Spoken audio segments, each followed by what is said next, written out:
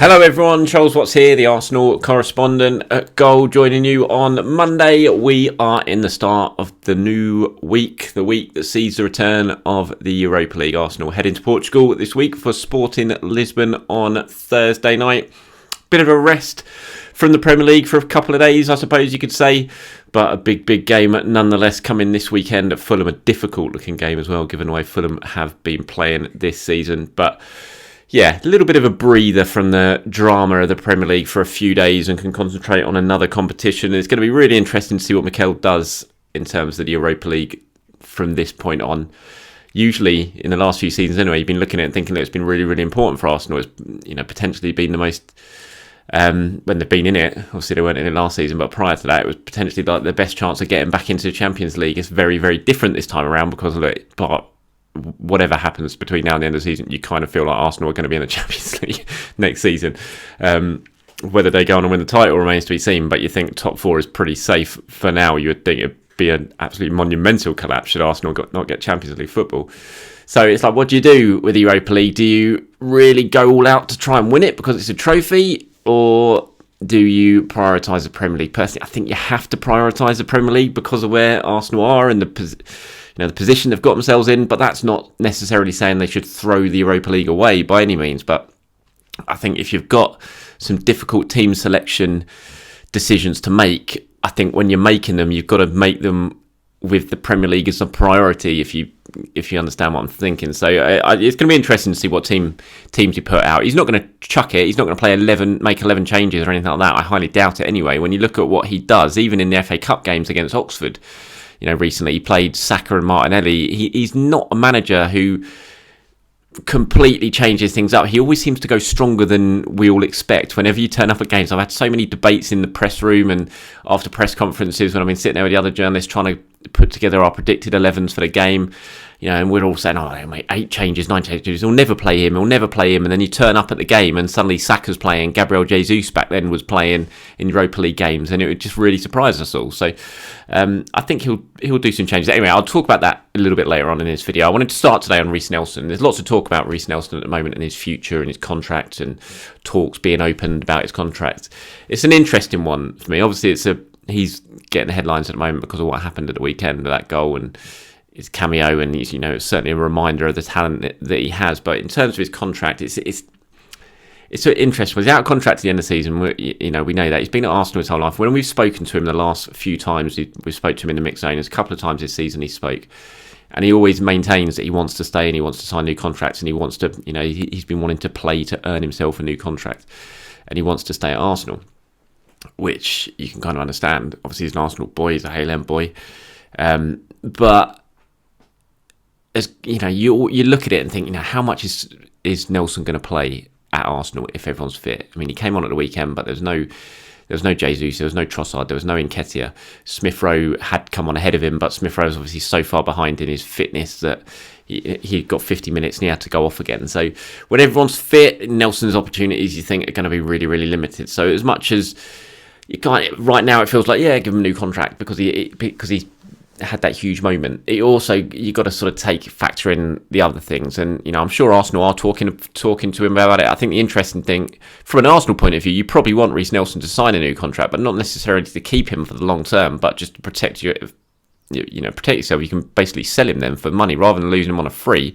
You can sell him. So for Arsenal's point of view, I think the best outcome probably is a new contract, as long as it's not on wages that basically make it very hard to sell in the future, because no one else is going to come in and match those wages. And I don't think, given the game time and the lack of minutes, that Reiss would be in a position to demand big wages for a new contract. So it'll be interesting to see what happens with Nelson and staying. I'd not be against him staying by any means, but I think mainly my thinking behind that is not so much because I think he's going to go on and become this huge player for Arsenal, because I'm not sure he is.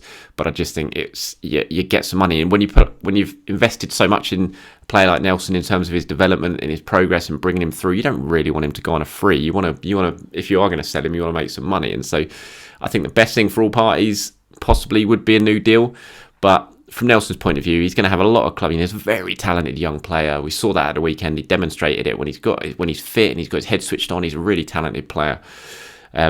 Maybe one who hasn't progressed as much as we all thought he was going to certainly in the sort of time frame that we thought he was going to. He's been surpassed by the likes of Saka and Smith Rowe and players like that who have come through, who were behind him in the pecking order.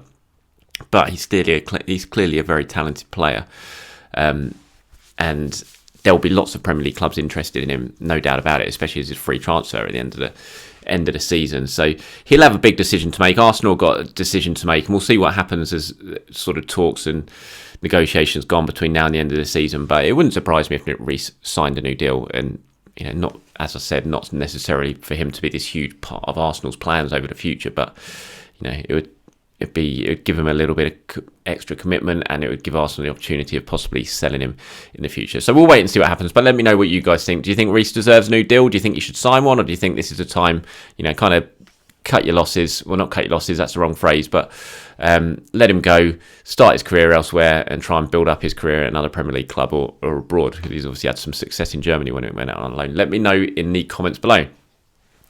Okay, so Europa League time, as I was saying, it's going to be interesting. I'm looking at players who really could benefit from this Europa League run, because he will make changes, no doubt about it.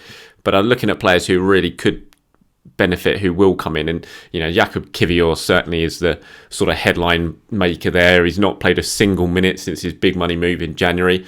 Arsenal brought him in as the left-sided cover for Gabriel. Gabriel and Saliba, we know at the moment, are in such a good run of form. They're playing every single minute in the Premier League, so Kiwior's had to bide his time. In a way, that's not a bad thing, because it's given his time. This sort of period will give him time to acclimatise to the club, to the Premier League, to the training ground, to the culture, food, whatever. It just, he can really sort of, instead of being thrown straight into football, he can really take his time to acclimatise to his new club. But I think we'll see him on Thursday. I'll be surprised if we don't. I think you want to give him some minutes between now and the end of the season, because he'll certainly play a lot more next season, you would think. But this is all about kind of get him in January, let him acclimatise, and then hit the ground running next season. But you want to get him some minutes, and at the Premier League, unless there's any injuries, you don't think he's going to get too many. So this is the opportunity for him to make a bit of an impression, make him feel part of the team as well, because players want to play. They want to feel like they're part of something. And if you're just sitting on the bench and you're never playing, it's hard to feel like that you're that part of it. So this will give them the opportunity. So I think Kiwior, I'll be really surprised if we don't see him. Kieran Tierney, I'm certain will play on Thursday night at left back, and he absolutely needs the minutes, no doubt about it. Tomiyasu, I imagine he'll play. Obviously, he had difficult 45 minutes in the Premier League at a weekend, but that happens sometimes. I think Tomiyasu is a very good defender. He'll certainly come in and play. I imagine Rob Holding will probably come in. You might see a completely different back four, and he'll just give the whole defence a chance to rest. So it'll probably be Tomiyasu, Holding, Kiwior and Tierney. I would say. We'll probably say Matt Turner will come in goal, I imagine. I think Granit Xhaka will play. I think Mikel will look to keep a couple of the main guys in just to keep that continuity. Xhaka didn't start at the weekend. I imagine that was probably with one eye on, because Mikel knew he was going to make changes for the Thursday night game, but he wanted a few senior experienced heads in there, and I imagine Xhaka's certainly one that he wanted to play in Portugal. So I think he'll play in the midfield. Jorginho will come in obviously as a holding midfielder, and maybe Smith Rowe. I don't know. It depends on how Smith Rowe sort of recovers from those 50 minutes that he played at the weekend. Vieira, I imagine, will come in. Nelson will get a start. It'll be interesting in terms of the striker. I think you're probably going to have to play Martinelli as a central striker, because it looks like Trossard will be out. I'd be surprised if he can just sort of recover so quickly, even if it's nothing serious, which we hope it's not nothing. We hope it is nothing serious. But even if, I'd just be surprised if he recovered in time to play on Thursday night. So imagine, when you look at the options there, you could potentially play Smith Rowe as a false nine. Doesn't really appeal to me too much, that option. I think Martinelli would probably do that. And then you've got Vieira, Smith Rowe, some players like that out wide. So, and it wouldn't surprise me if he started Saka. It really wouldn't surprise me if he started Saka. We always say, he needs a rest, but Mikel always plays him. Like I said, he played against Oxford, so it wouldn't blow me out the water if I turned up and he's playing on Thursday night. It's just, we'll have to wait and see. But I think we'll see some experienced head and changes. It's just going to be interesting to see how Arsenal really approach this Europa League now, because there's some big decisions to make for Mikel because of the position they're in. And yeah, let me know what you guys think anyway. Who should be playing on Thursday night? What sort of squad do you think Mikel should take? What sort of starting 11 do you think Mikel should go for? And what do you think Arsenal should do with the Europa League? Any thoughts, opinions? Let me know in the comments below. Thomas Partey was speaking after the game at the weekend. Thought it was quite interesting comments. He talks about how Arsenal sort of, it's another game they've come back and won a game, and they've done it a few times this season. And done it a few times recently as well, and it's that sort of never say die spirit he's pointing out, and thinks that's going to really hold him in good stead. He says, I think we've been doing this from the beginning. Everybody is ready to give their best. We know what we have worked on every aspect. We try to do our best every game.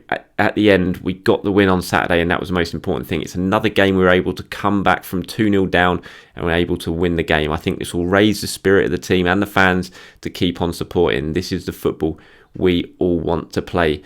I think the spirit of never giving up, the belief that we have in the team, the belief that the fans have in us is pushing us after game by game. I think we've deserved to be where we are this season. I think I'm so interested to see how Arsenal react to the weekend's game, because it wasn't brilliant. There was so much not to like about that performance, certainly defensively. We know that. And I saw people who talked about this sort of emotion of it all. Is that... And it's not been the first emotional game Arsenal have had in recent weeks. We had the Man United game, we had the Villa game, we had this one game. Is that going to become too draining? Is almost. But I kind of feel like you feed off that. I think the fans feed off that. The players feed off that. The togetherness feeds off that. It's that sort of spirit of no matter what's going on, you still believe you can come back and win. The more you do that, the more you believe that, and the more that's going to be an advantage over the course of the season, because there's going to be difficult times over the next 12 games. There's going to be times when doubts creep in. There's going to be times when Arsenal are losing. And the fact you've got these sort of experiences to draw back on, and to, in the back of your mind, you feel, you know what, we did it against Villa, we did it against Bournemouth when it looked like we were down and out. I think that's going to really stand them in good stead over the course of the final 12 weeks of the season, 12 games of the season, because there's so many difficult games to go. Look at what happened to United at Anfield yesterday, 7-0, an absolute tonking. And Arsenal have still got to go to Anfield, a ground they are horrendous at over the years. There's not really other word to describe how bad Arsenal are at Anfield. And they've got to go there. They've got to go to City. They've got to go to Newcastle. There's going to be some difficult times in these next 12 games when, Arsenal are going to have their backs to the wall, when they're going to be losing. And I just think, as Partey says there, to kind of have the spirit and the belief that you can turn things around because you've done it on more than one occasion this season, I think it's going to be a really, really big boost to Arsenal when times do get tough, and they will get tough, because it's not going to be smooth sailing over the next 12 games, no doubt about it. And finally, before I go, big congratulations to Arsenal women yesterday, getting their hands on silverware, ending the bit of the silverware drought that they've had in the last few years. Great for Jonas to lead his team to a trophy for the first time, and great for Arsenal to finally get one over Chelsea, because it's been such a hoodoo for them in recent years. Chelsea always managing to come out on top when those two meet, but they didn't yesterday. Really good. Another comeback win, 3-1. They did it. Anything the men can do, the women can do. And the really good scenes afterwards with the trophy and the fans, and just completed what was a really, really good afternoon, good weekend for Arsenal this weekend. It's just great to see the women get their hands on the trophy, and hopefully that can sort of inspire them on to the last sort of closing months of the season in the league, because it's been a difficult little patch, which is no surprise when you got Viv out, Beth Mead out with those knee injuries. When you take those two out of the team, any team, you're going to struggle because of the amount of goals they bring and the quality they bring. And there's no surprise to see Arsenal have sort of dropped off a little bit with those two out, but really good to get the trophy yesterday, and hopefully, like I said, that can give them a boost over the coming weeks of the season as the league starts to really heat up. All right, that's it from me. Thank you very much for watching, everyone. Thanks for your time as always. Like I said during the video, please hit me up in the comments with anything you've agreed with, disagreed with, anything you want to say ahead of that game on Thursday night in Lisbon. Have a very good day, everyone. I'll speak to you soon.